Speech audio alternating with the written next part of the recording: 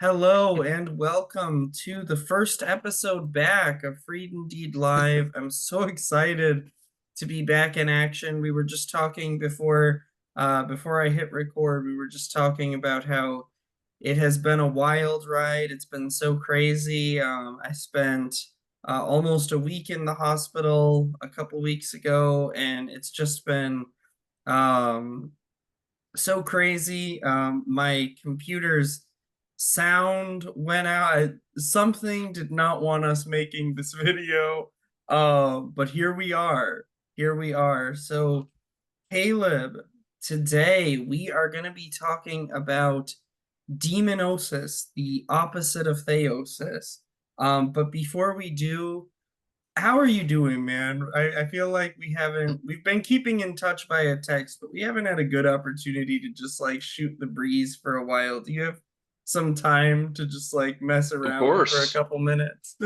Oh yeah, of course. I've been doing okay. Summer for me is typically pretty busy, especially in my line of work. For those of you who don't know, I'm an English professor at the local two-year college, as well as a administrator for one of their programs for college students. So you would think that summer would be easy for me, but the fact of the matter, it isn't. Summer I do a lot school? of Right. Well, that and I do a lot of the new student orientations Oh yeah. for all the incoming students for fall. So I'm always slammed with questions and office visits and conferences that I have to lead. So it's definitely not boring, but I get to work from home a lot during the summer, which is a nice Nice. bonus. So twice a week I get to work from home, and so it's nice to get a kind of a midpoint between spring and fall that's vastly different from the two. It kind of helps break up the monotony of things of just Yeah, for going into sure. the office and things. So I'm grateful for that. But wife and I have been doing fine. We've been house hunting for the last almost year and a half. Yes. Um, Nothing's really turned up. We bid on a house, but nothing came from that. It looks like somebody outdid us for that, and it's just a matter of waiting, seeing what we can Yeah. find. The market's horrible, uh, and that's the other thing. Bidenomics, right? But yes, and just the interest on houses is crazy. And that's not just Texas, that's everywhere. But Right. life is good. At Parish life has been fantastic. Even with the college kids gone for the summer, our parish is packed to the brim. Every Sunday, I see new visitors, people I haven't seen before.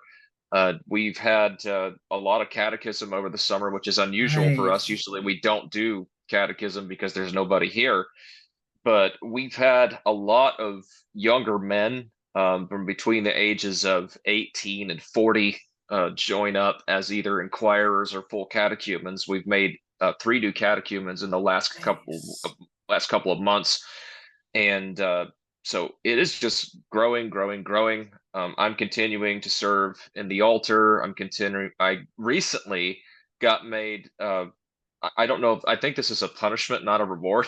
But my godfather and I got made the head lay catechists for catechism. So we do all the scheduling for every year. We find out how many Sundays we have, and we start planning out, who's going to do that and when. We got about a dozen lay catechists, as well as a couple of readers and deacons Wow. who do catechism. So we had that up, and yeah, it's not a promotion; it's a punishment for sure. Uh, my Now you godfather have looked the at me and said, administrative tasks. yeah, yeah, which that's fine. That's what my line of work is anyway, but I enjoy it. Sunday yesterday we did one on the atonement, which that one got a lot of questions. My priest is like, "Oh, you're gonna raise hairs with this one." I'm like, "Let's raise them." You know, Exactly. and he was chuckling the whole time, so he knew where I was going to go with it. But it's good.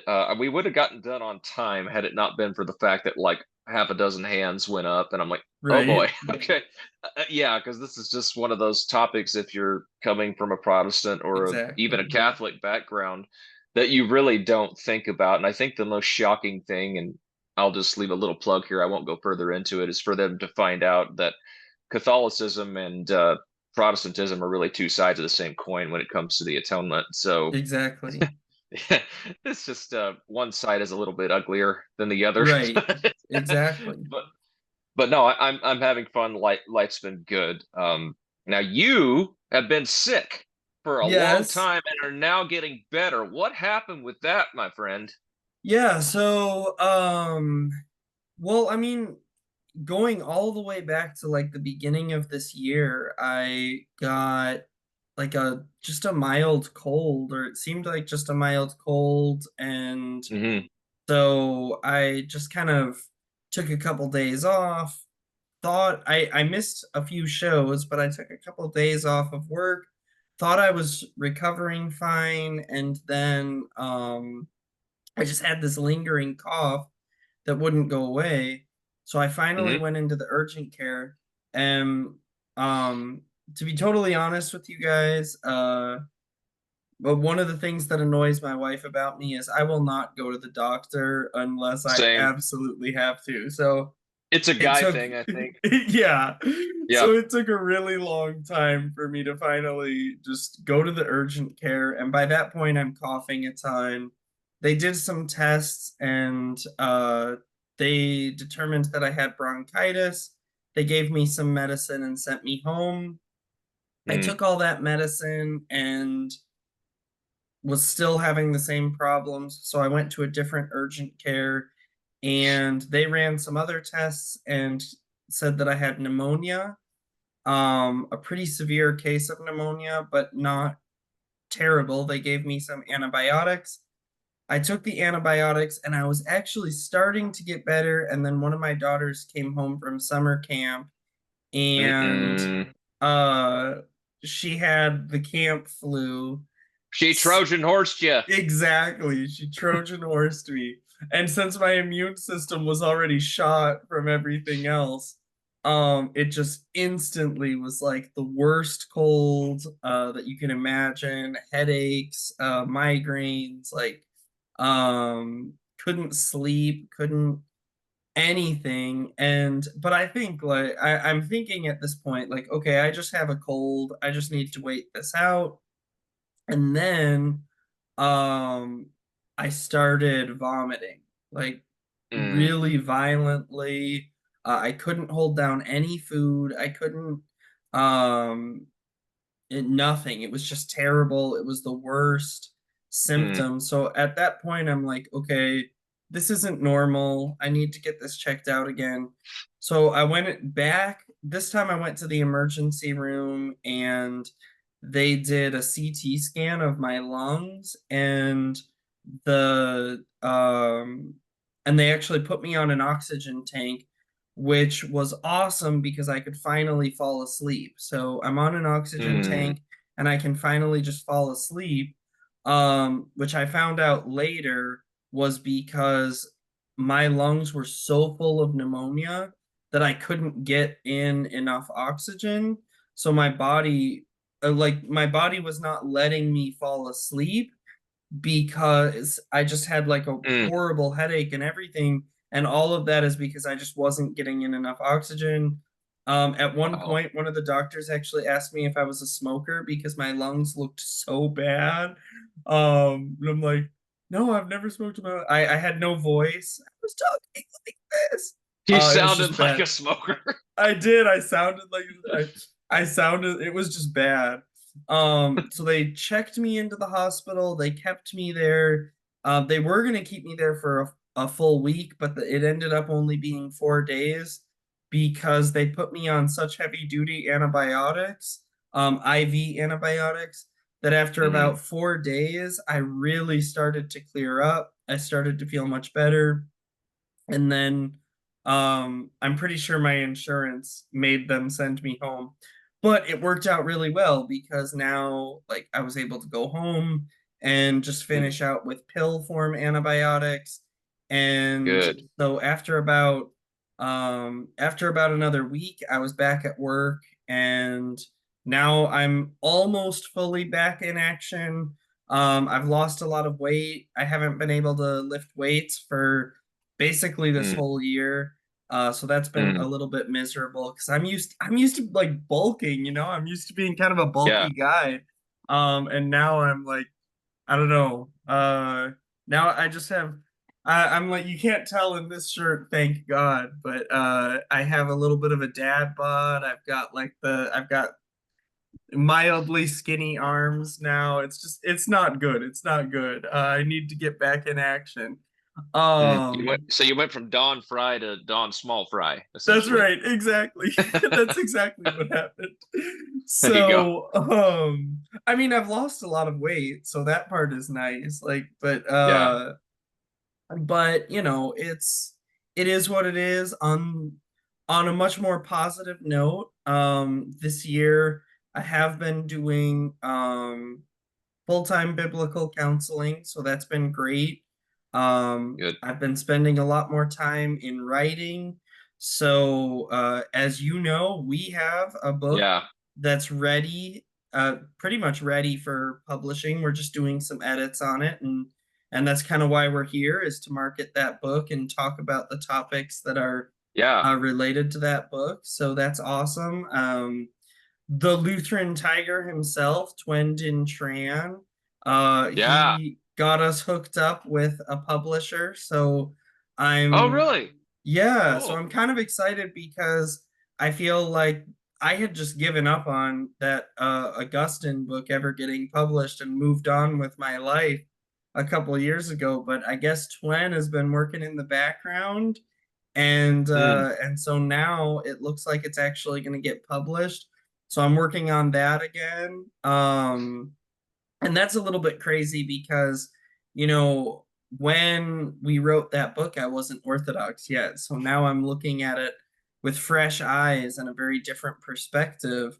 yeah. Um, but Did you have to rewrite anything in it because of that, or? I wrote an appendix that basically absolves me of guilt by saying, hey, j just so that everybody knows, I've become Orthodox. Here's some things that Augustine, Retractions. yeah, here's some things that Augustine genuinely does get wrong.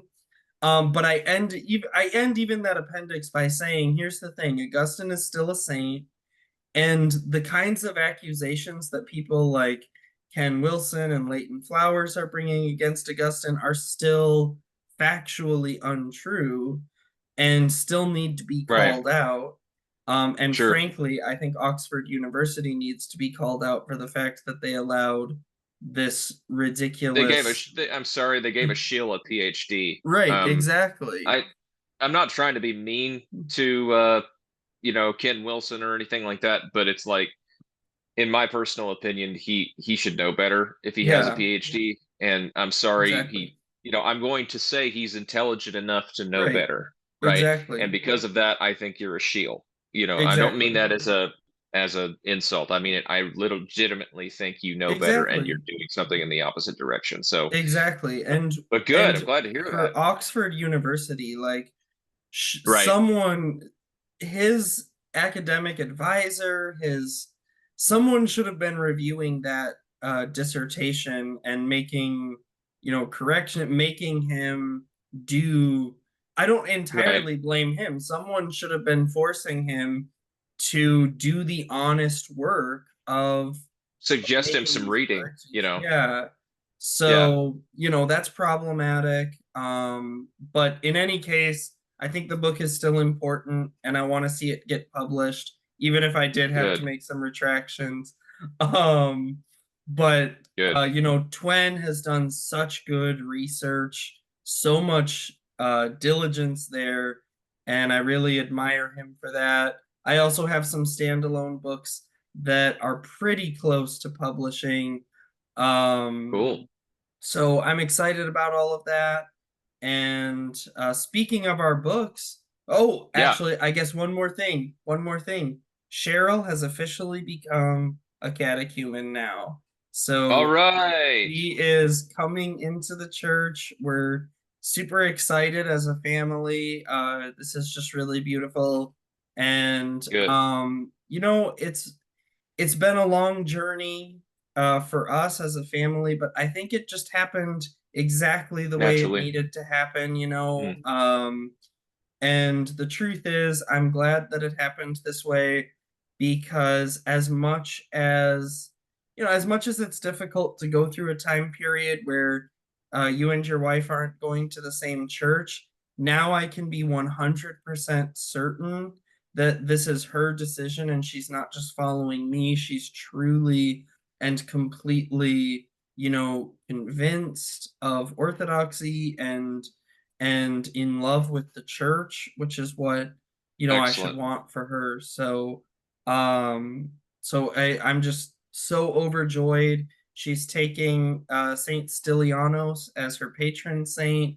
And Saint Stylianos is a man who was a counselor and um, he's the patron saint of barren women. There's just so many Mm, beautiful things that really connect with her on a fundamental level, and she's just so excited, and I love seeing this, and it's really excellent. beautiful having this moment and having this time, and our church has been packed as well. Tons of new families. I can't even keep track of them all.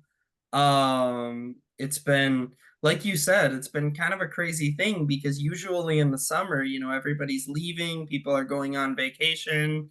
So it's like the church is kind of a little bit empty because everybody's off doing things.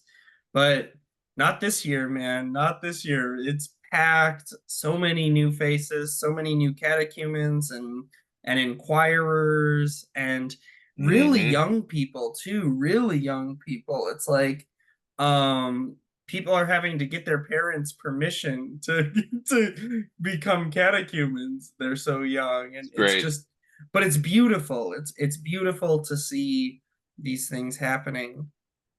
Yeah. So as excited as I am about all those developments, as we're talking about our book, one of the major themes in our book, if you will, so our book, for those of you who haven't been following, our book is historical fiction and falls pretty squarely within the horror genre. Um, Hmm. Lots of Dark great, fantasy. Yeah. yeah, horror fantasy. Lots of great influence from Lovecraft and Poe, Poe, Van all kinds of Van things. So Helsing. Yeah. yes, yes. Universal Monsters. Yeah. Exactly. So we've got, Hellboy. Witcher. yeah, right, Witcher. So we've got all Yeah. those elements, and one of the major themes that we include is something called, and I guess one of the ways that we kind of explain what's happening, at least on the villain's side of the equation, the way that we're the sort of science, if you will, behind what's happening, is this thing called demonosis. I don't think we use that term in the book, but if you're No. Orthodox, you know what's happening here is demonosis. So, Caleb, Right. what exactly is demonosis and why does it Mm. fit so well into our narrative? Yeah. So demonosis, the term itself, has become kind of widespread around the Orthodox internetosphere, so to speak, especially with the advent of Lord of Spirits podcast. I, if I'm not mistaken, I think the official term is demonization, but that has a different kind of Right, connotation in American culture because it means, oh, to make somebody look like a bad guy, which isn't wrong. But like in the context of Orthodoxy, demonization is the opposite of what it means to become, uh, well, we'll put it in layman terms, sanctified, but what we would right, call deified, right? Or going through the process of theosis, right? right. So to put this into perspective, theosis is the process of becoming a saint, of becoming a fully divinized human being, to sit on the divine council with not only the angels, but all the saints from the past, to be co-rulers with Christ, to become what he is by grace, what he already is by nature. The Hmm. opposite of that is to become what demons are by our actions, right? And by really sort of earning it almost, by continually acting like the forces of evil, Right. what they are by nature, right? And so this is kind of just taking the opposite direction of what it means to be a saint. It's an anti-saint, if you will. And the examples we have most of this from history would be typically it has to be wicked monarchs for a Right. lot of history. Uh, let's just take the Assyrians for example. There's a reason why Jonah did not want to go to Nineveh. Nineveh Right. was the capital of the Assyrian Empire. And the Assyrians were known to be just a powerhouse of butchery and slaughter and mercilessness. The Assyrian kings were known to do everything from, I believe this was an account, I don't remember if it was Ashurbanipal or Tiglath-Pileser, but one of the Assyrian kings gloated about what he did to a city that he sacked. And he said that he had all of the nobles. He had all of them flayed alive, skinned alive, and then he had their skins hung on the walls of the city to be bleached by the sun like leather. So he made human leather. He also would took like half of the peasant population and cut off all their heads and put them in a pile 200 feet high. So Oh, a mountain of heads, right? Other accounts of the Assyrians say that they would often impale people along the roads. They're the people who are charged with making the first form of crucifixion that we know of in history. Uh, they would do things like, for example, there was a battle where the Assyrians were fighting an enemy, and the enemy retreated across a river. And the Assyrians had chariots and heavy horses and couldn't cross this river because they would drown. So they went to a neighboring like village that had nothing to do with this fight, and they slaughtered every animal, man, woman, child, and threw their bodies into the river to make a human bridge to cross over it. I mean, oh my they goodness. clogged a river with bodies. Why? Just so they could catch these people and kill them, right? Oh, So this is a good historical example of what we understand demonosis to look like, because what could do such a horrible thing except right. something that's being powered by the forces of evil? And Exactly. now I'm going to sorry Calvinists here for a second to quote Stephen D. Young. Um, our Calvinist friends want us to believe that this is natural, that humans are naturally this evil, that we're totally depraved, and things like that. Um, I don't see that in history at Right. all, because let's just take an example of World War One, the Christmas truce, right, Right. where these guys have been fighting trench warfare for years upon years, but then Christmas Day they make a truce, and then they had this 2 week problem. The generals their could not make their generals fight and kill each other, Right. right? Or Exactly. make their troops fight and kill each other. Because and a lot of the World War One troops said that they would purposely shoot to miss Right. because let's just face it, most people naturally don't want to kill other people, Right. right? It's not within us to want to do that sort of thing. So what drives somebody like the Assyrian kings to commit these mass atrocities across, Right. nations of bloodshed? I mean, not only that, the Roman Empire did the similar things, and the fathers, as well as the scriptures, reveal to us that this is all powered by demonic forces. This is all, uh, people participating in the energies. I know that's a word that doesn't appear in Protestant theology often, but the actions of demons, right? They're Right. willfully engaging with these things and becoming more and more like the demons. The psalmist says, for example, that those who worship idols become like them, Right. right? What one worships, one becomes. And so this is what we see with demonosis. And honestly, the example of the Assyrian kings is quite mild compared to what you could get with demonosis, right? Or Right. with demonization. And the more extreme forms of that, and brace yourself for those of you who haven't heard this, would include vampirism, lycanthropy, that's werewolfism, and Right. what we call ghosts. malevolent spirits, things like that. That's all related to this. And believe it or not, they actually do have a basis in scripture. They have a Mm-hmm. basis in Christian history, and these things were well known to our ancient forebears. That's So, right. That's right. Yeah, so and by the way, we should note that the modern depiction of a vampire is not exactly um when ancient people talked about vampires and these things, they had a very different perspective usually on what these kinds of things were. So this is sort of a human being who there's kind of two ways that something can be a vampire. It's either basically a human being who has died well possessed, and so the body is still possessed by a demon, but the human is gone. Or the other way, which I believe is actually more common, is that the person has so thoroughly participated in what we're describing, this demonization, that the person themselves is really no longer human. They're actually a demon now, still inhabiting flesh.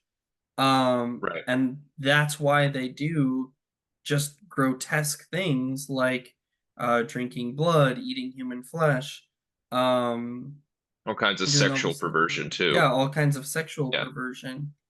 And this is right. also why, so every atheist's favorite set of Bible verses is the Old Testament commands to wipe out, whole villages or whatever. Hmm. But what those atheists are ignoring is that this kind of demonosis, and I mean this kind, the kind Yeah, that we're describing, the vampirism, the cannibalism, werewolfism. Yeah. werewolfism, these are the things that were being not only practiced, but actually ritually practiced as part of the cultural religion in the specific tribes that the Israelites are commanded to destroy. Because one thing that Hmm. your favorite atheist won't tell you is that there are tons of tribes that the Israelites are commanded to conquer who they're not allowed to decimate. They're told, Right. just defeat their army and then move on. Drive them out. Yeah. Exactly, drive them out. And there's even tribes like the oh, I forget what they're called. It starts with an The E. You'll Kenites. remember. Yes. Yes, exactly. Where the Israelites are commanded to not even drive them out. They say you have Oh, to let them Edomites. stay. Yeah, Yeah, the Esau. Edomites. Yeah. You have to let them stay in this because they're sons of Abraham too, even though it's through a different way. So you can't just wipe them out and you can't drive them out. You have to actually give them a place in the land because even though they're not Israelites, they're still part of the covenant in some way. There's other tribes who came and made agreements with the Israelites, and then Kenites. yep, Yep. and then God Gibeonites. says Yeah. you have to respect these agreements and you have to give them a place in the land. So the point being that you know, the Assyrians, like Caleb was describing, they didn't have any qualms about massacring whole villages. And the Israelites would have probably had no qualms with that either. But God doesn't allow them to massacre, just wholesale slaughter everybody. God commands them only to do that in specific cases. So you have to ask Hmm. yourself, what is happening in the specific instances because the Puritans, one of the mistakes the Puritans make, and sorry, not sorry, but one of the mistakes they make is they don't make any distinction. They assume that the Israelites are supposed to just wipe out everybody who lives in this region. Hmm. And then they used that as a justification for how they treated Native Americans. But when you actually examine the scriptures, you don't find that to be the case. The Israelites had specific people they were supposed to wipe out. And then you have to ask yourself why? Why these tribes, what's happening? And what you find is that these are the tribes who were practicing, and I mean ritually practicing these just heinous, disturbing practices. And to make people a little bit Hmm. more uncomfortable, this was happening in the New World as well. With When the Aztecs. Cortez, exactly, when Cortez showed up in the New World, the Aztecs were practicing this. And if you, there's actually a really good movie. It's called Apocalypto. And if you watch that movie, you will see pretty much exactly what the various tribes that Israel was called to wipe out, you'll see pretty much exactly what they were like, because the Aztecs would do the same thing, going into a neighboring village, slaughtering a bunch of people, kidnapping a bunch of people, taking them back, and forcing them to basically be um the slaughter for their false gods, forcing them to be the cannibalistic. Cannibals did not necessarily, they didn't take like a willing sacrifice. They would sacrifice their own kids, they would sacrifice neighboring villages people. So the point I'm making is that this is actually not just something that we see occasionally crop up in scripture. This is something that's actually a very, this prominent theme, at least within the Old Testament, that these things are happening. And that's why you have like the book of Enoch really fleshing out a lot of this stuff. But even within the pages of what's recognized as scripture itself, you have these things. Now, scripture isn't using terms like vampirism and lycanthropy because those terms come later, but we can see those practices happening in these tribes.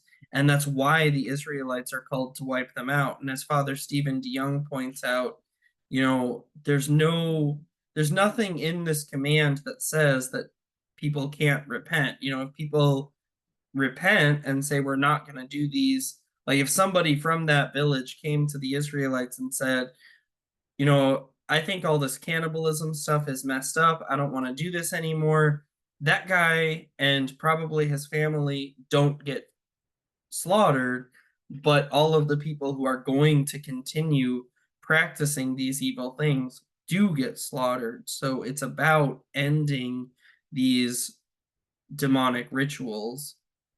So, um, so Caleb, why is it so like what is with the rituals? Why are the rituals so important to our understanding of this demonosis? Yeah, so essentially with ritual and things like that, um, ritual is kind of unavoidable if Hmm. you're a human being, right? I'm sorry I'm moving around. My son is asking me to turn You're on okay. something for him. So You're um, okay. yeah, he wanted to watch Beast Wars. So but anyway, so a ritual is inescapable as a human being. It's just like we're hardwired to be ritualistic, we're hardwired to be uh, religious. And I'm sorry, Right. atheist, but nobody's born an atheist. Exactly. And and so you're going to do rituals for something. You're going to want to worship something. You're going to want to honor that which you find to be honorable. And so these rituals that happened in Canaan are essentially what you mentioned, Kevin. They're part of the cultural identity and they're part of the national identity.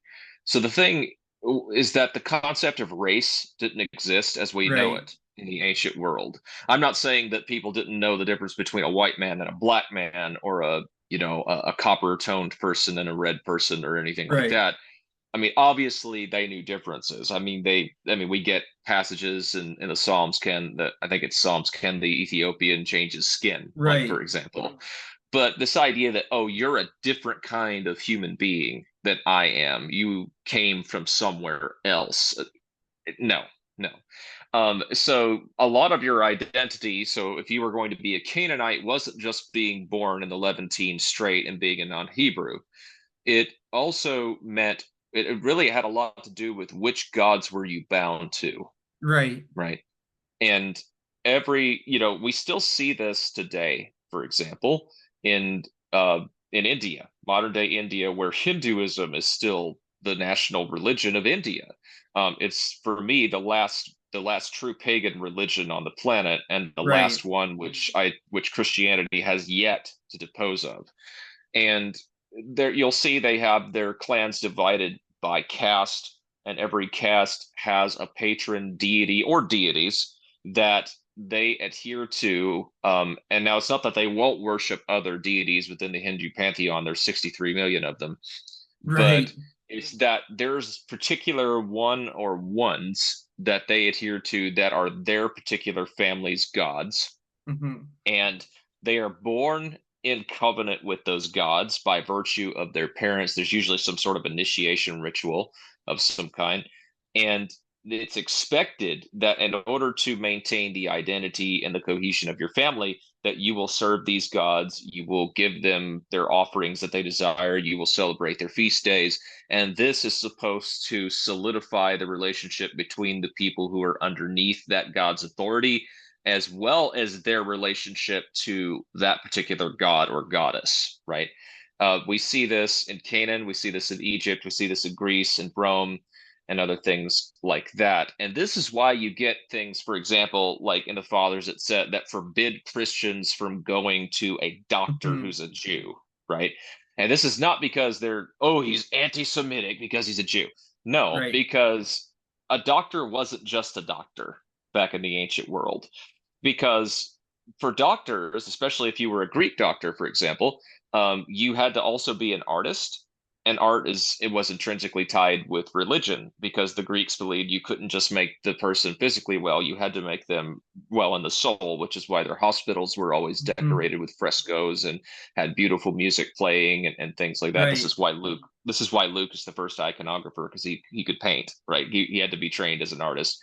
Um, and so a Jewish doctor, for example, would not just try to fix your body, he would also try to convince you that the reason he can do these things is because of the religion he practices, and that you should too if you want to get fully well, right? Right. Uh, so the idea that you could just have really secular anything in the ancient world is just nonsense. Right. Everything had a religious connotation. The Romans installed senators with the priest of Jupiter. It wasn't Right. like another senator or the emperor. It was the priest of Jupiter who installed senators. So the clans that Israel is told to wipe out. This is where we can really get into monsters, because that's what Demonosis is. It's becoming a Hmm. monster, right? Uh, they're told to wipe out the Jebusites, the Hivites, the Girgashites, the Hittites, and the later the Amalekites, the Amorites, and the Rephaim and Nephilim kings.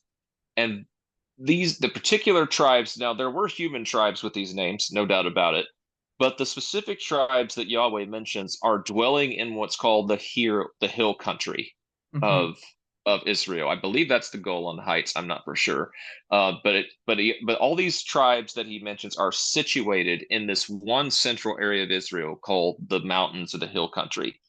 And the reason why they're situated there is these are giant clans. Now, Hmm. to pull a little Dungeons and Dragons on you here, um, the fairy tales, giants live on mountains, Hmm. right? They live on hills, right? They live somewhere up there. In Dungeons and Dragons, for example, hill giants literally live inside of big hills they've turned into their houses. Rock giants live deep in the heart of the earth, are kind of the exception to the rule. But then frost giants live way up in the snow-covered mountains. You got fire giants that live in volcanoes. You have cloud giants that build their castles in the sky. They're so high up. And then you got Right. storm giants who build them even higher than that. So this idea of giants being somewhere up there, whether in Dungeons and Dragons or fairy tales or even the Bible, is a very common theme throughout history. And So these now are you know and the hidden meaning of somewhere over the rainbow. No, just kidding. yeah, yeah, and well, yeah, and so the idea is that the giants are these human beings that have become corrupted through these rituals, right? Right. And these are people whose parents have participated in I'm not going to get into real deep nasty stuff here, but demonic sex rituals involving cult prostitutes and monarchs, Mm-hmm. right? And what happens in this process is that a child, if it's born of this union, is not necessarily 10 feet tall, although that certainly did happen, Right. um, but has something that's been changed about their humanity, right? They could be, for example, someone with superhuman strength, like Hercules, for Gilgamesh. Yeah. example, Oh yeah, Gilgamesh. Hercules. Yeah, somebody, usually something to do with war. It's always something to do with war and Right. killing, or cunning, being able to manipulate the populace to do things they want them to do. Something that somebody who has direct access to the gods that other Right. humans would not, things like that. And this is what a giant is. And a giant is the opposite of what a saint is, right? That's the best way to understand what the Hebrews understood about giants. So people say, well, why would you call them giants if they're not big? Um, well, the Hebrews aren't the only ones who do this. Right. The Nordic people had people they called giants that were not, 10, 12 feet tall, but exercised a lot of influence, had some sort of supernatural power that they exercised over people. The Hopi Indians in the U.S. talk about giants in this way. So it's a pretty common theme throughout ancient history of Right. giants not necessarily having to be of large physical height. I mean, And we this still also, do something similar today when you think about it, because like if we want to talk about like back in the day, there was a dictator, Manuel Noriega, and people used to call him a yeah, strong man, or hmm um right, because of Manuel Noriega being called a strong man, Saddam Hussein used to be called the strong man of the Middle East. Um, yeah, that didn't mean that Manuel and Saddam would like go to the gym together and hold, bench press contests. right, That's not what that meant. That meant that they exercised a lot of power and authority and right, were ruthless in their exercise. They and evil ruled in with what an they iron did. Yeah, fist. Right, exactly. They had an iron fist that they ruled with. That's what it meant by strong man. Um, yeah. That's even I why Samson can be thought of in this way. right, He's not a good guy at all. Um, exactly. Popular evangelical Protestant thing to make Samson a hero. He's not. Um, No, but Samson's yeah, actually supposed to be kind of a scary figure. yeah, he's an antichrist figure according to Saint Ephraim the Syrian, and actually he's Right, sort of the opposite of what Saint John the Baptist will be, right? right, So yeah, and so you have this idea, yeah, of exercising authority or dominion over other things under your control in order to accomplish evil that's associated with giants. And you see this even in the Assyrian language, for example. The word for king was Lugal. I'm pretty sure I'm butchering that, but Lugal is the transliteration. It hmm literally means the big man. right, I always thought that was funny. We're gonna go see the big man. um, but yeah, it's interesting because kings, for most of history, in the earliest histories of humanity up until late Iron Age, were depicted as 10 foot tall. When they're hmm sitting down on their thrones, they're looking their subjects in the eyes from where they're sitting, as if they were standing up. right, So it's like if you stood them up, how tall would they be? So right, exactly. yeah, and then you get, for example, Jonathan Pageau talks about in First Enoch that the giants are described as being 3,000 ells tall, right? Right. And I'm gonna take his word for it, but he said if you were to actually translate that into feet, it would be 666 feet. Oh, interesting. So the number 666 has a root in First Enoch, and the idea is that 666 has a connection with the economy and being Right. control over resources, because King Solomon was said to have 666 talents of gold, hmm right? So that number is always associated with the economy. So Enoch's not like trying to tell you that these giants are taller than Godzilla, but it's trying to tell Right, you they probably are big. I have no doubt, but right. the idea is that it's trying to connect their height with the economy, is saying that these guys not only have control over the physical aspects of war and killing, but also even over the economy and over what goods get distributed and what people eat and things like that. So And that's yeah. still to this day, that's what our giants try to do. I mean, think about any, world power, whether you think of them Hmm. as good or bad, what do they try to do? They try to dominate through warfare, and if that doesn't work, they try to dominate through the economy. Hmm. The Starve United you out like they're States, doing now. exactly. Yeah. The United States big thing is the United States prints tons and tons of money and sends that money all over the world. And most Americans really don't understand why our government does this. Um, but the reason why our government does this is to try to make the US dollar be the international trade currency.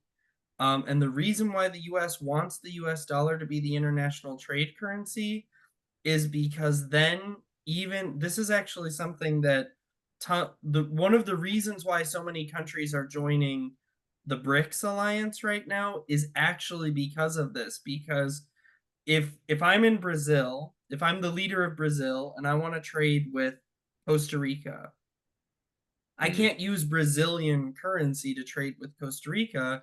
We both have to go to the US, get US money for our for our money, and then we can make trade with one another and do this stuff. That's Yeah. really not good for any country except the US. The US benefits from Hmm. this, but every other country doesn't. Whereas if I'm a member of BRICS, I don't have to do any of that stuff. I can just trade in my country's currency. I can trade with Russia in my country's currency, and Russia will accept. I don't know what Yeah. Brazil uses, so I'll call it the kroner. I know that's not true, so don't come in the comments and be like Brazil Don't at me, all doesn't. you Nordic Yeah, folks. don't at me.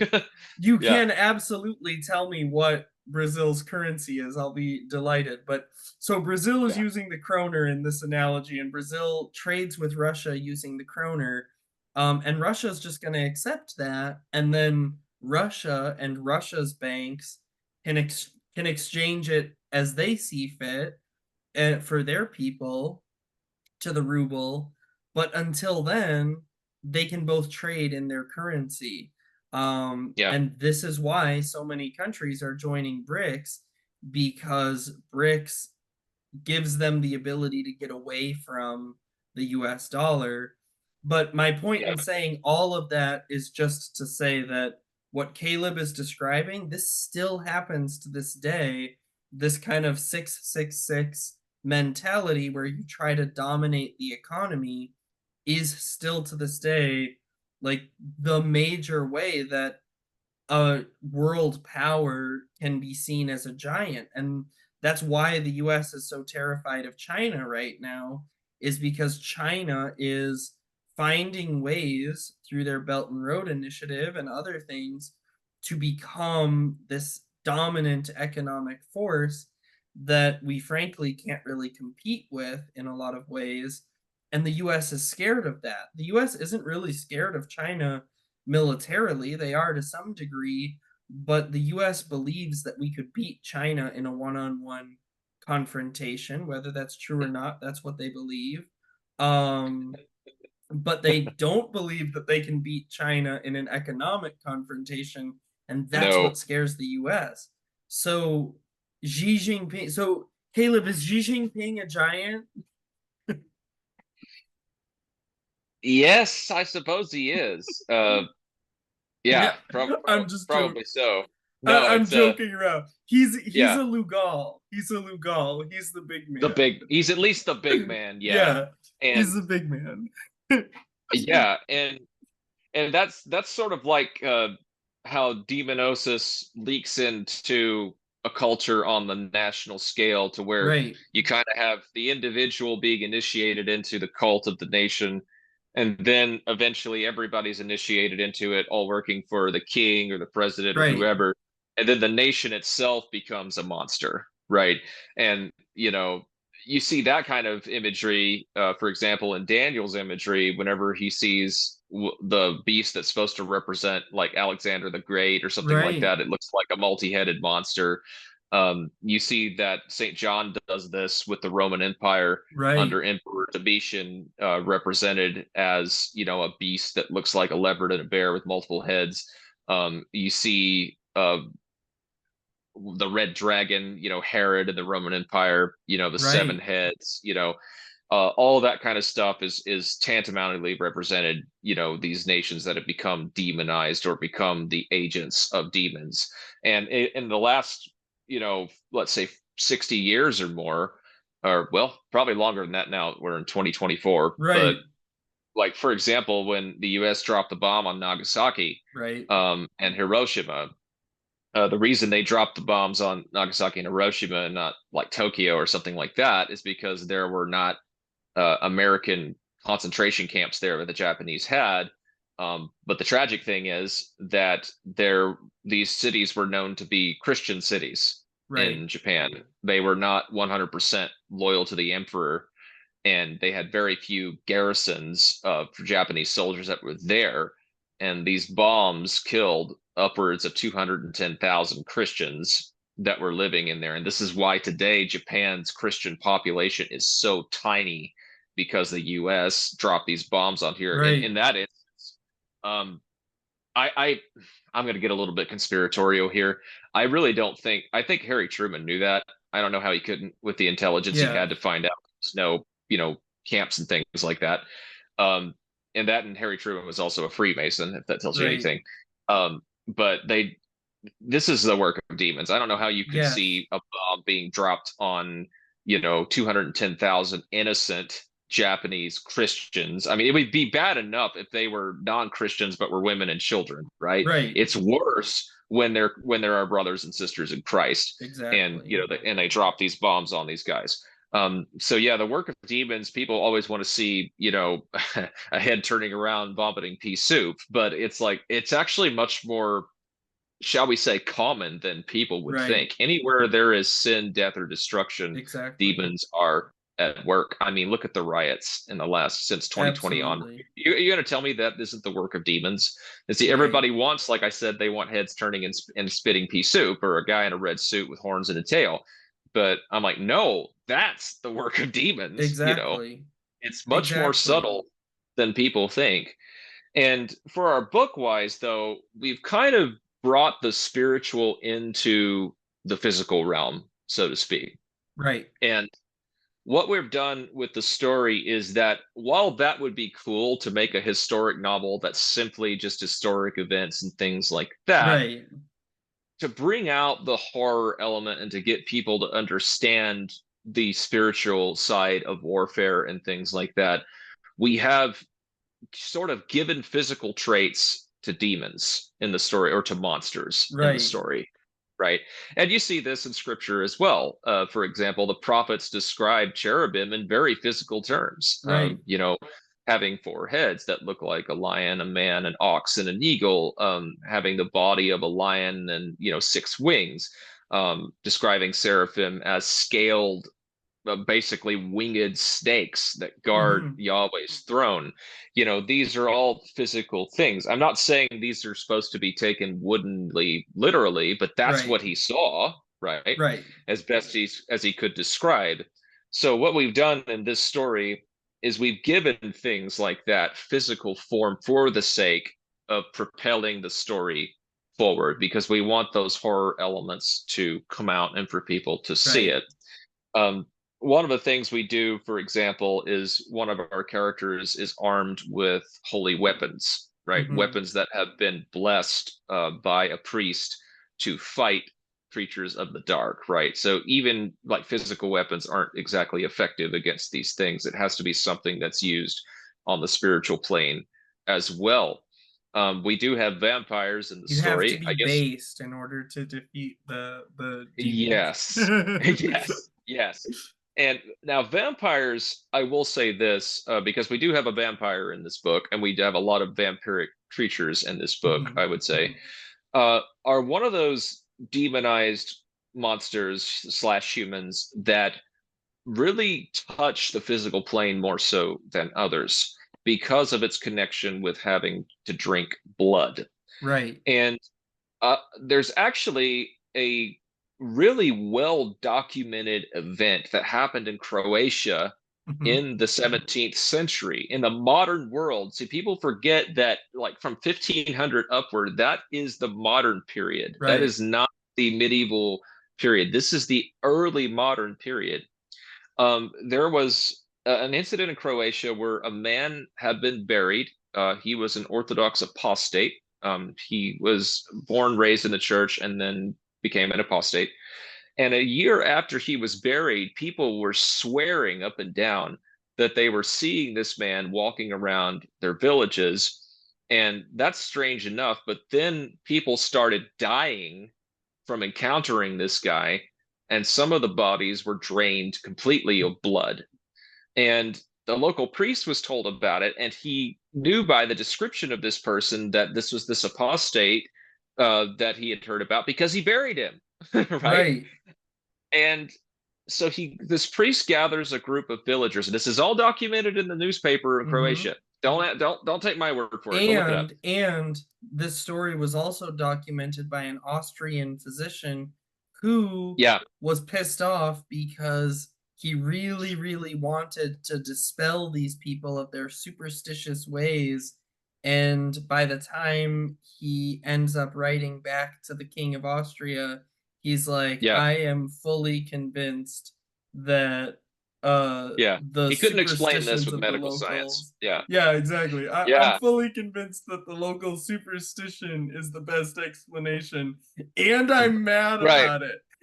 And I'm right. mad about it. That's the part I love is that he says that. Spoken Like, like a true scientist. Yeah, I it's don't it's want this to be true, so I'm not gonna say that I believe it, but it's the best explanation. it's funny you say that because in Francis Ford Coppola's version of Dracula with Anthony Hopkins as Van Yeah, Helsing and Gary Oldman as Dracula, it's funny they're trying to figure out how this girl Lucy, who's one of Dracula's first victims in the movie, is drained of blood when, like, there's only one window into the house and out. right, And it's funny because he's questioning them because he knows what's going on. He's like, but he right. knows they're not going to believe it. That's a vampire. And he's like, so where did all the blood go?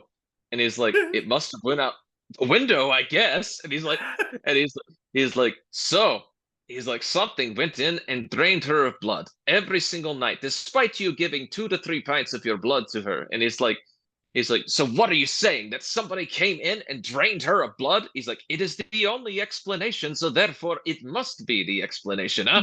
Right. you know? And it's like, and like, they know he's right, but they can't deny But it, they even though don't want to. they Exactly. know it's ridiculous to their worldview. But it's like, what else do we got? Right. And but yeah, so yeah, this happens in Croatia, and eventually a woman who had known this man in life recognized him as this relative that she had, and said he came to her window and he looked emaciated, he had fangs, and was asking to be let into the house, and she didn't let him in, right? And so they went to his gravesite, they dug up the grave, and there was the body still incorrupt. Hmm. And the priest took a stake, had the men hold him down and drove it through his heart. They said the body jumped up and tried to strangle the priest, but the men held him down. They said there was blood in his mouth, fresh blood in his mouth. The fangs, the nails had grown out, and things like that. And once they staked him down, the priest took a rather large knife and cut off his head. And Hmm. then they reburied the corpse with an exorcism, and the problem stopped from that point onward. So this idea of the vampirism, I know a lot of people tried to make it into like a metaphor of some kind, or purely symbolic without any sort of physical Right. reality to it. But the fact, and I'm not denying the symbolism of vampirism, it's very powerful, but it's like there is a physical manifestation that's actually pretty close to the Hollywood stuff. Right. And this has been going back as far as we can look. I mean, the ancient Greeks, for example, at the tomb of like Hercules or these other demigod figures where they had them buried and had temples built over them, would have a hole drilled into the top of the tomb, and they would go there and sing some prayers and do some rituals, offer some incense, and they would pour the blood of an The animal into blood. that hole to feed the ghost or the shade of the person in the afterlife, because they said the blood gave them just a little hit of life, where they weren't so miserable in the underworld. Right. And you see that in for example, Homer's Odyssey, when Odysseus uses the blood of a ewe and the blood of a black goat to call forth the dead out of the underworld, and they all want to drink it, and they can Mm-hmm. only speak once they've drank it because they have no life in them, that sort of thing. And so this idea of blood drinking, and the kind of bringing someone back from the dead temporarily, and things like that, is not unheard of throughout human history. It's Right. almost a universal, like how you find a dragon in every mythology, or a giant in every Right. mythology. And vampirism is probably the third most common denominator when it comes to myths. Again, And even the Aztecs, they would, a lot of people don't yeah, know. blood drinking, Everybody, well, I cannibalism. shouldn't Yeah. say everybody, but tons of people know that the Aztecs would, cut out the person's heart and all that stuff. I don't know that Hmm. everybody knows that, but most people, I think, have seen some sort of depiction of that. Yeah. But a lot of people don't know that the priest would also take a little bowl of the person's blood and drink it. Hmm. So, like, And they would eat the flesh too. Yeah. right, and they would eat the Yeah. flesh and drink the blood. It was sort of like a depraved kind of reverse Eucharist in a way. Yeah, yeah, exactly, and that's exactly it. It's a backwards Eucharist that makes you less human and not more Right, human, because for us, the Eucharist, the blood of Christ, and the flesh of Christ make us more human, right? Because right, Christ is a whole human. Christ is a human whose nature is totally is, I won't say intact, but let's say not fallen and whole. Ours is broken and hurt and needs right, to be healed. And so, and Christ is not only suffered once. When we feed upon his body and blood, we're feeding upon his resurrected body and blood, which has right, been divinized, which means he doesn't get sacrificed again. He right, doesn't get killed again and again. He's not cannibalized, butchered and eaten like a goat or a sheep.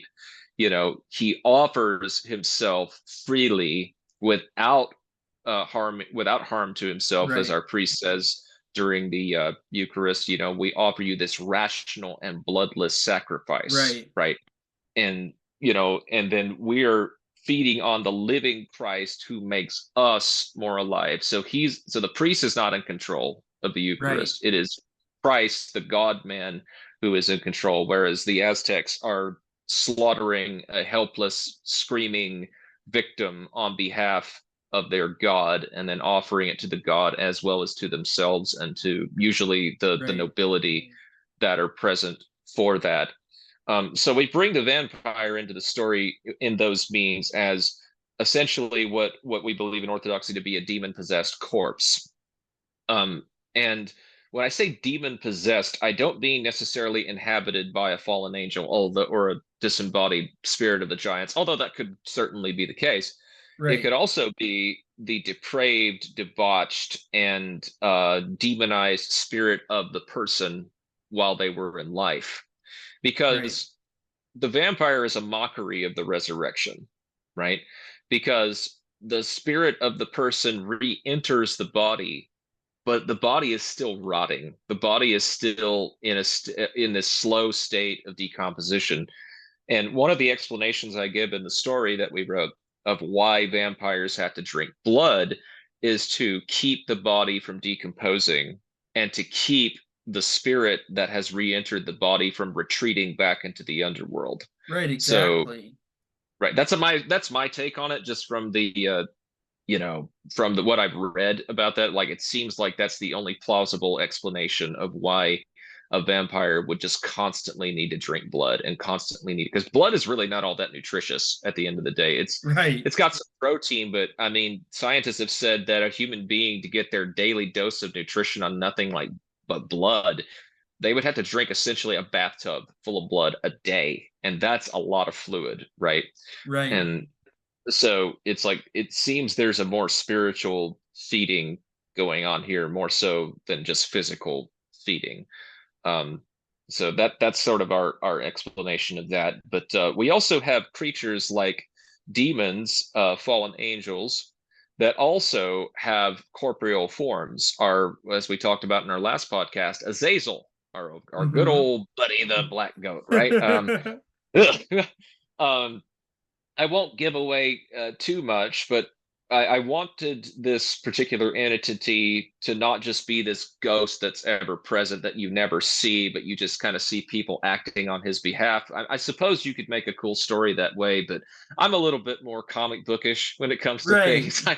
You know, so I'm like, how would a demon acquire a physical form in this world in a way that, let's say, an ancient Greek would recognize him as the god Pan, right? And Right. we explained that in the story in a very gruesome way. And I do believe demons can take physical form, Mm-hmm. but it's not a way that we typically think of. I mean, even in the Lord of Spirits, they've mentioned multiple times that technically angels do have a body, but it's not like ours. It's not Right. like it's not made of material. It has it is a form that is circumscribed, but it's not one that's necessarily permanent in the way that it looks or appears. It can be manipulated. It can basically change according to what the creature has. But in this case, in the story, I wanted it to be very, very physical for the sake of like, Right. how do you defeat such a being? You know. Um, so there's many ways we get around the monsters in the story, and a lot of our monsters have a lot of symbolic things with the way they look as well. For example, the Onocentaur, the Mm-hmm. donkey centaurs. Maybe you could tell our audience what's so symbolically important about donkey centaurs in this case. Well, um, well, actually, I think you'll be able to fill in some more Okay. of this, but a lot of the symbolism involves like, so for one thing, why a donkey? Well, Hmm. mules are actually a very important creature for agriculture and all these things, and they're very loyal as well. So Hmm. why are they so often depicted in a demonic capacity? Well, the reason is because, unlike, say, a dog, or even to some degree a cat, is very pliable, very trainable. A Hmm. dog, especially, very trainable. They do what we tell them. If you give them food, they'll do what you say. You can, Hmm. they're very pliable. A donkey is not that way. A donkey is stubborn. That's why we say somebody is a stubborn ass. That's literally where that comes from, is that donkeys are extremely stubborn. They're very, in other words, they're autonomous in a way that a lot of other animals aren't. So Right. this is why they become associated so strongly with the kind of demonic imagery, because we recognize that a donkey symbolizes, and a donkey can symbolize things like agriculture and loyalty and these things. So they're not, their symbolism isn't always bad. But the bad Hmm. side of it is that they have a dangerous kind of self-will. And if you think Yeah. about it, what is causing us as human beings to go down this road of demonosis? It is our Hmm. self will, it is our self determination, it's our desire to say, I am not going to be under God's authority. I'm going to be my own God, or I'm going to be united to some other God who's going to give me what I want so that I can fulfill my passions. It's my will. My will is in some ways what enables me to truly love God, but it's also what enables me to become a literal demon. And Hmm. that's what the donkey symbolism, in the negative Yeah. sense, represents. And all Mhm. animals have a positive and negative aspect, right? Like dogs, Yeah, very positive creature, very, we love dogs. Dogs are a but then they go wonderful, feral. right? Exactly. But the dog symbolism can also be negative. You can have the dog-headed man can be Saint Christopher, who's loyal and awesome and wonderful, or it can be a werewolf who wants to eat you. And then you also factor Wink, in, wink. right. And then you also factor in, wolves. Wolves are Jackals, majestic and powerful. Jackals, majestic, powerful creatures, and yet also, um, a pack animal, dangerous, fierce, ravenous. Yeah, ravenous. There's, and then there's another aspect to the symbolism too that is, um, there's a sexual aspect as well, yeah. to any kind of centaur actually, and that is that in and this is going to sound weird to people who have a more modern mindset, but in the ancient world, creatures like donkeys, bulls, Horses, um horses, goats. goats, especially goats, were seen as having a lack of self-control when it came to the sexual realm. Yeah, And the so satyr, for when example. Yeah, exactly. And so when you depicted a man as being, especially his lower body, being a goat or a donkey or something, you're saying that this man, you're symbolically representing him as having no self-control in the sexual arena. He's sexually promiscuous, sexually easily led aroused. into Yeah, sexual yeah, activity, and in some ways also, I guess I'm trying to use at least semi clean language here, but I'll say forceful in that as well. yeah, That he's not he's not necessarily like going to the nightclub and trying to get your consent. And this is why Zeus appears as a beautiful, elegant swan when he wants or a to bull or woo, ant. right? Yeah, When he's wooing this woman, he shows up as a swan, but when he is going to just take what he wants and there's not really anything she can do about it, he shows up as a bull. Because a right. bull is an animal that, according to the ancient mindset, really doesn't have any self-control. The bull is totally ruled by its desires, totally ruled by its passions. Um, Yeah, it's id. Yeah, it's as id. Freud would say. Yeah, Exactly. It's just going to, if it sees a cow that it wants, it's just going to take her. At least that's the ancient mindset. If you're a yeah. farmer out there and you're like, I raise cattle. I can testify to that. It's yeah, like if a cow's in heat, you got to either lock up the bull or let the bull loose. It's just right, or castrate the bull and turn it into a steer. right, But yeah, yeah, that's exactly what I was going to get at. You nailed it exactly. There's interesting that a lot of monsters throughout histories are amalgamations of man and right, animal, right? And for me, this is why Demonosis is the opposite of becoming a saint, because I was mentioning earlier that to participate in theosis is become fully human, right, right? A divinized human, whereas Demonosis is the shedding of the humanity, right. right? Because human beings are created in this, I don't want to say intermediate state, but we're creatures created with our foot in both realms, right? Right.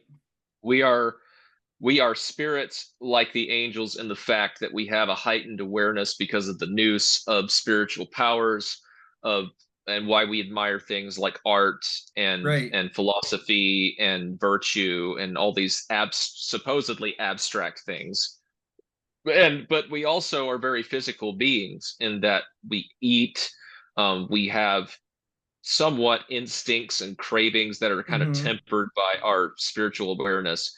And but we like food, we like sex, we like Right. all the kind of stuff that animals like too.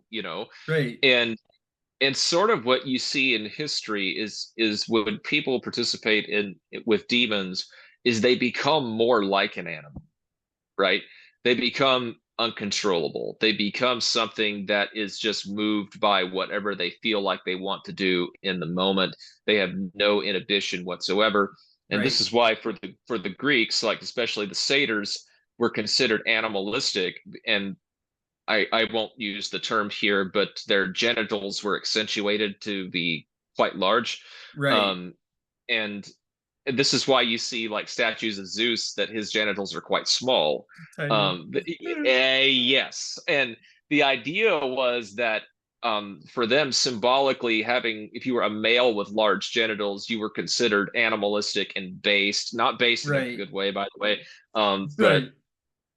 something you Now didn't we want. consider it based in a good way. Right.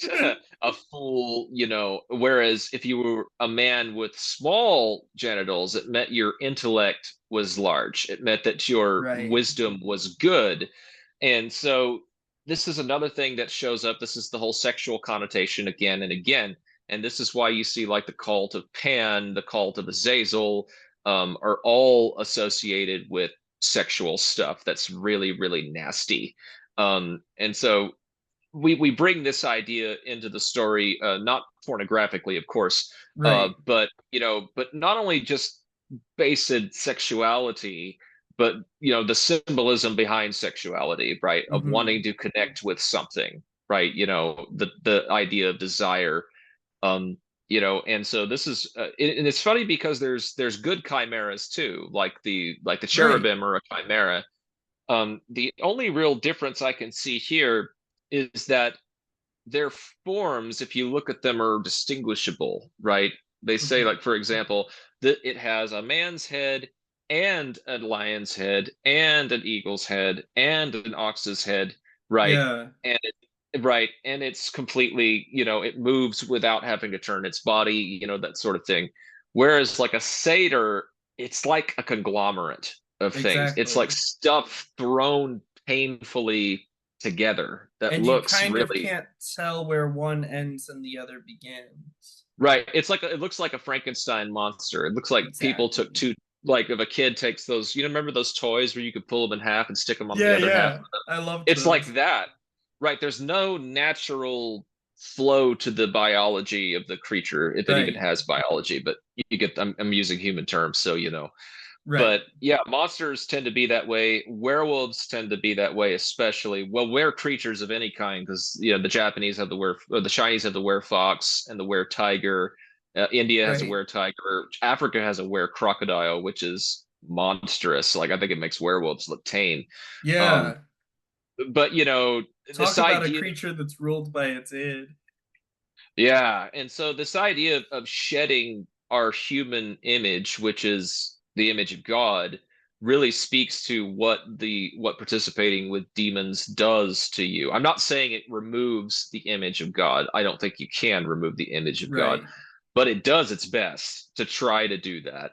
And sort of the opposite end of that, because and this is kind of harkens back to our very first conversation about the Cathar Crusade, is that because we're creatures that have our foot in both realms, we're both spirit and flesh, we're flesh like the animals, spirit like the angels, is that if you veer away from the physical side so much that you veer all the way to the spiritual side, you end up becoming a Gnostic, right? Right. Who wants to completely divest yourself of anything physical, which is intrinsic to what we are. God made us from the dust of the ground. We were created as Right. physical beings, right? And this is where I think ghosts come in, where human beings have, they don't come back in a physical form like a vampire, or they don't descend into an animalistic form like the werewolf or whatever, but they completely divest themselves of their physical form and come back as what medieval people would have called a revenant, or what the psalmist calls a shade, right? Do the shades rise Right. up to praise thee, right?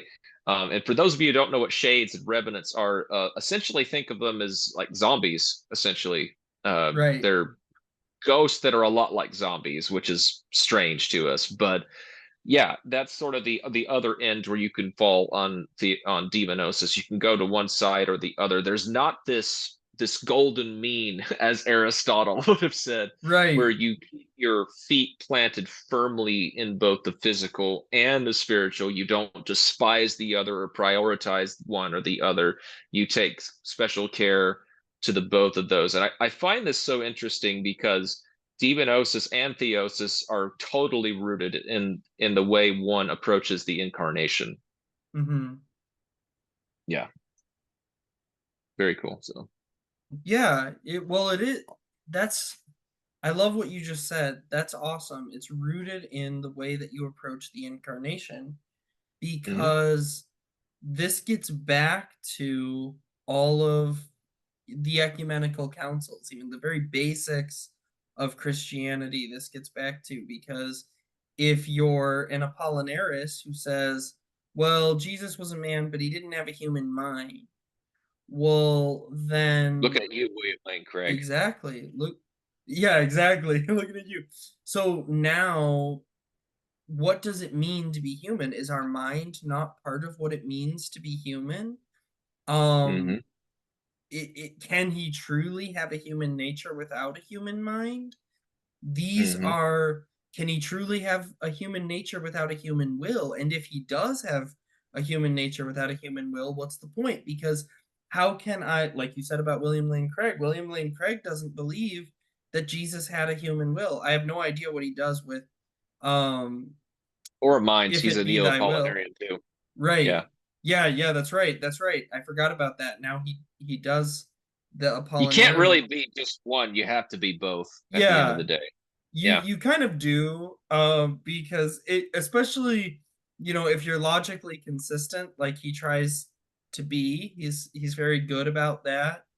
That's what makes him so great at debating atheists, is that he has this great logical mind. But unfortunately, when you're in heresy and you have a logical mind, it does lead to other things. So in this case, if you believe that he has no human will, how can you have a mind without a will? How can you have a will without a mind? Right. Um, so you end up, you have to kind of embrace those two together. But when you believe in a Christ who doesn't have a human, I mean, even if you're, one of these hyper Calvinists who believes that human beings don't have a will, and so therefore Jesus didn't have a will.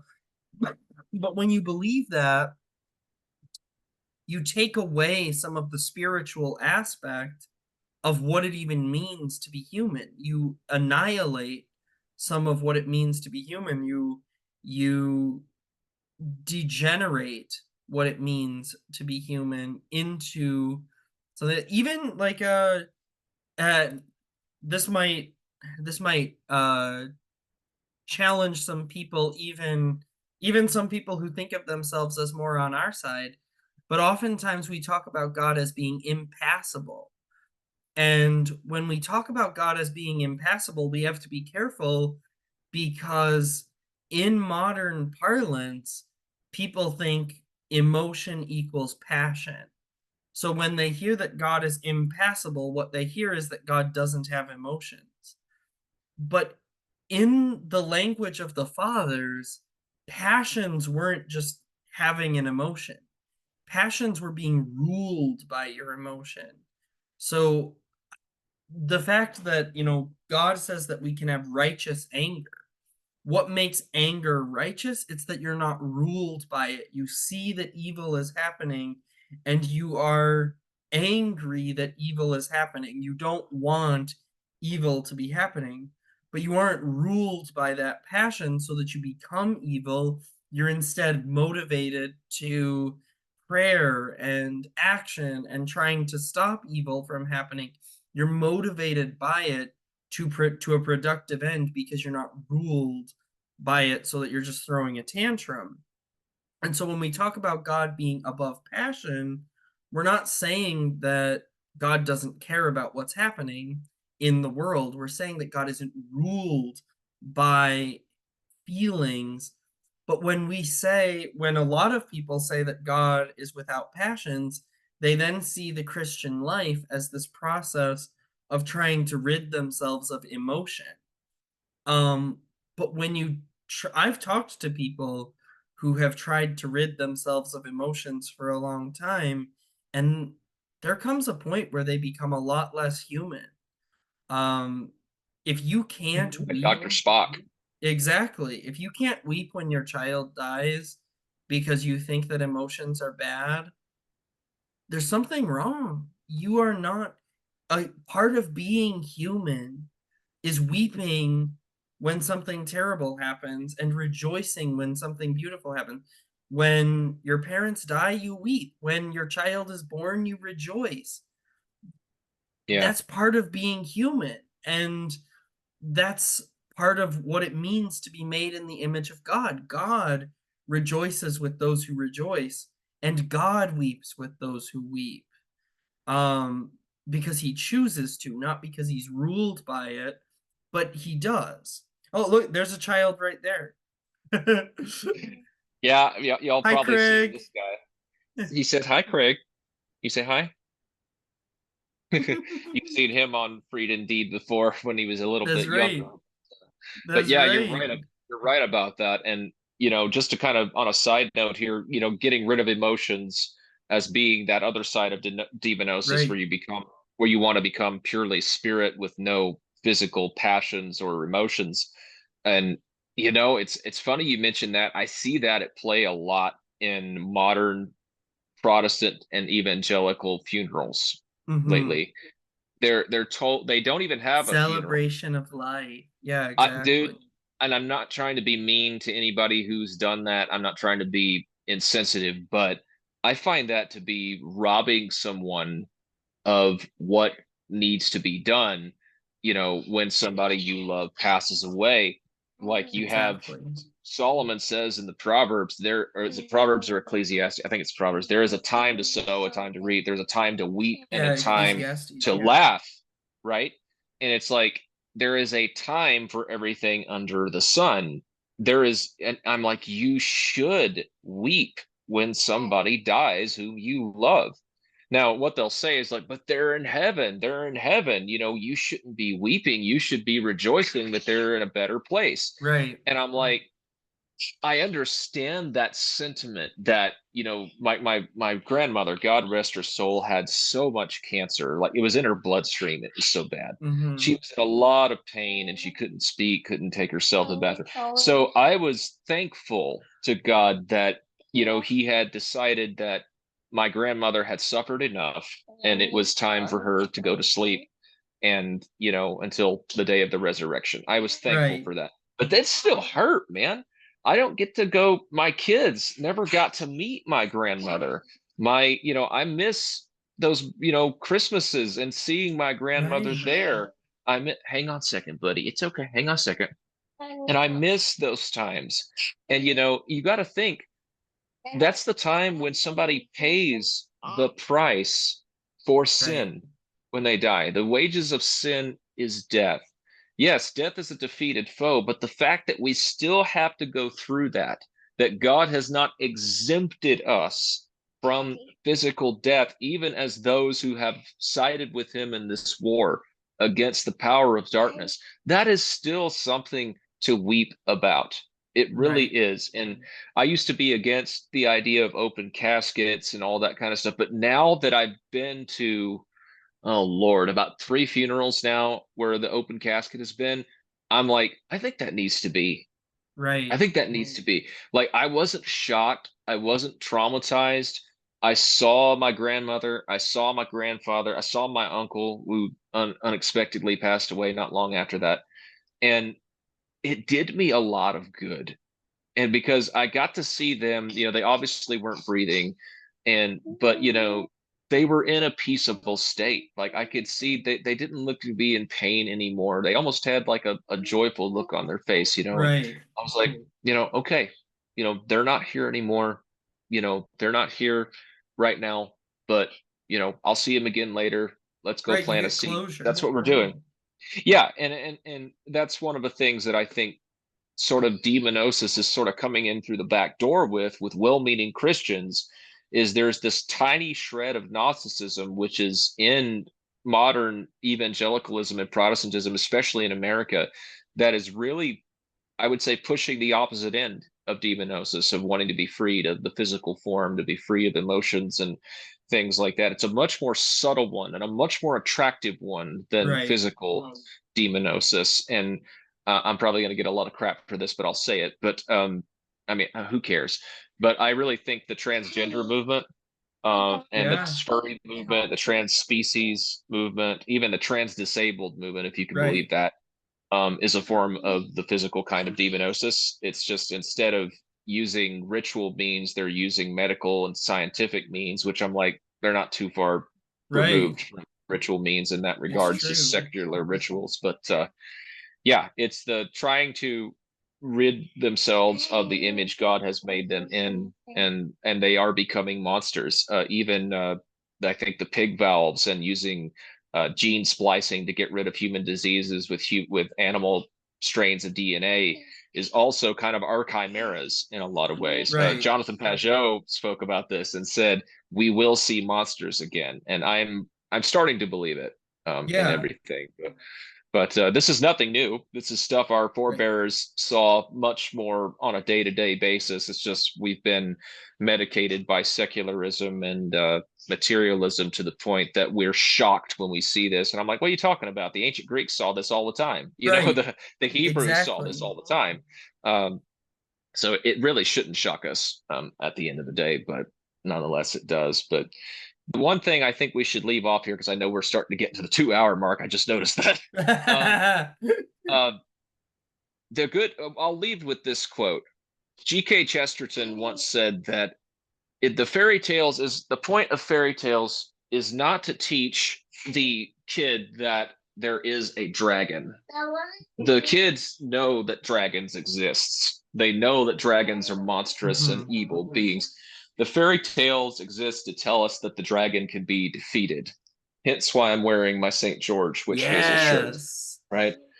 And that's really one of the themes we're trying to get in this book. I mean, yes, it's a horror book, but it's horror with a purpose. It's horror that Right. shows you that the dragon will be defeated, the werewolf will be killed and skinned and his pelt hung over the fire, the That's right. vampire will be staked, the demon will be exorcised, right?